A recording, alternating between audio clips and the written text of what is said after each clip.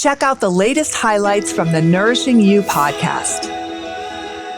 So there's a lot we can unpack related to our skin here. So maybe you could start us off with some basics about the general factors that can influence our skin health and maybe what conditions we might see if there's an imbalance. Yeah, so I always tell my patients, skin is a really tough job to do. It's not like, we're not turtles. We don't build a hard shell and then that's it. And, it's over. That shell is impenetrable on a turtle. Nothing gets in, nothing gets out, and you just build that wall and then you're done. Skin is our largest organ and it has to let certain things pass through. It's why we know we can put things on our skin and absorb it. It has to let certain things out. We need to sweat and let out toxins and other things. But, it needs to also provide a barrier and not let most things through and not let most things out, or, we'd bleed or leak out. So skin has a really tough job, and you look at healthy skin and it's like, wow, it's soft and it's supple, but it's tough and it's doing all this work. And a lot goes into making that skin healthy. So there's a lot of things that can go wrong.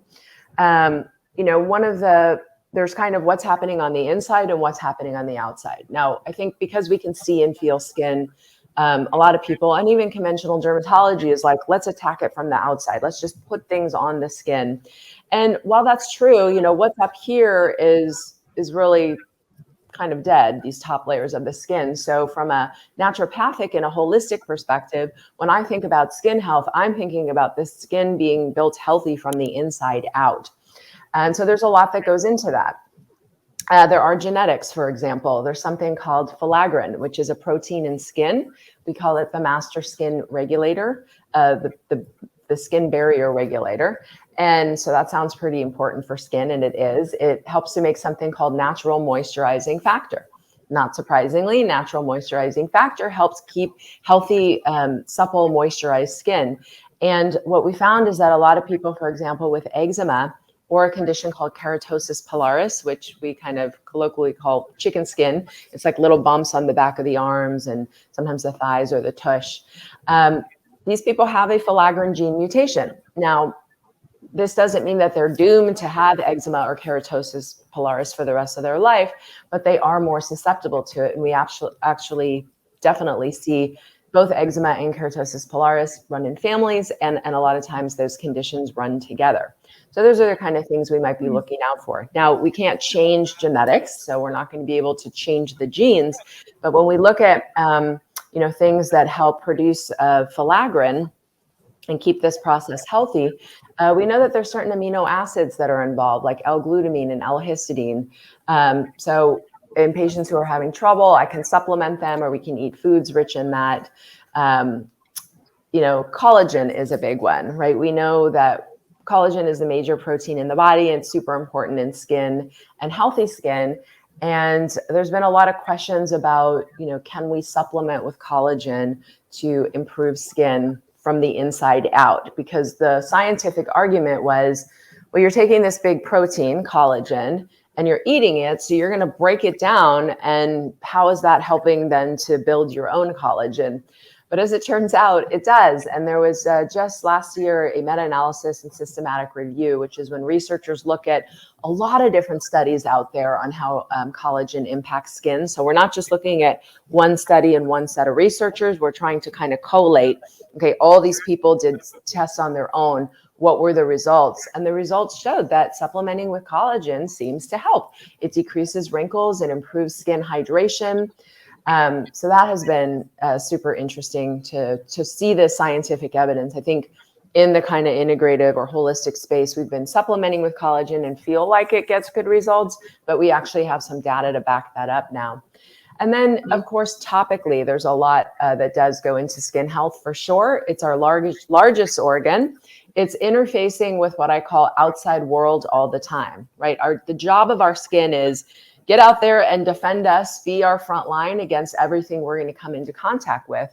That's also a complicated job. And one thing I talk a lot to my patients about is the pH of skin and how critically important that is. So pH is a scale from acids to bases. And maybe when you were in junior high, you remember taking these little strips of litmus paper and you dip them in things and watch them turn a color, and then you'd line it up on the scale to see, is it an acid, is it neutral, or is it a base? Well, skin is surprisingly acidic. It actually goes back to that story of filaggrin and natural moisturizing factor that produces a fatty acid mantle on the skin, which we want. And there's a couple good reasons why we want skin to be acidic. In conditions like eczema and psoriasis, even stuff like herpes, warts, all of the conditions where there's pathogens attacking the skin and causing problems, we find that the pH of skin is off. It gets too high, it's too neutral or alkaline, and the skin can't do its job to protect itself. And so we need to lower that pH back down and make it more acidic. The other benefit to having acidic skin will age slower. So you will have fewer wrinkles and fewer dark spots if all you do is keep the skin acidic.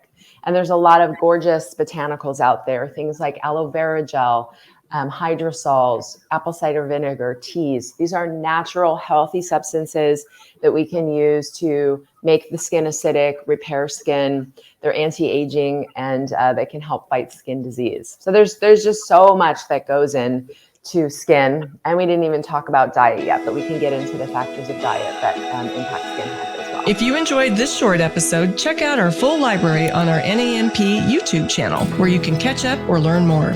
Keep in mind that the information on the NAMP podcast is for educational purposes only and should not be considered medical or legal advice. The NAMP is not liable or responsible for any harm, damage, or illness arising from the use of the information contained herein.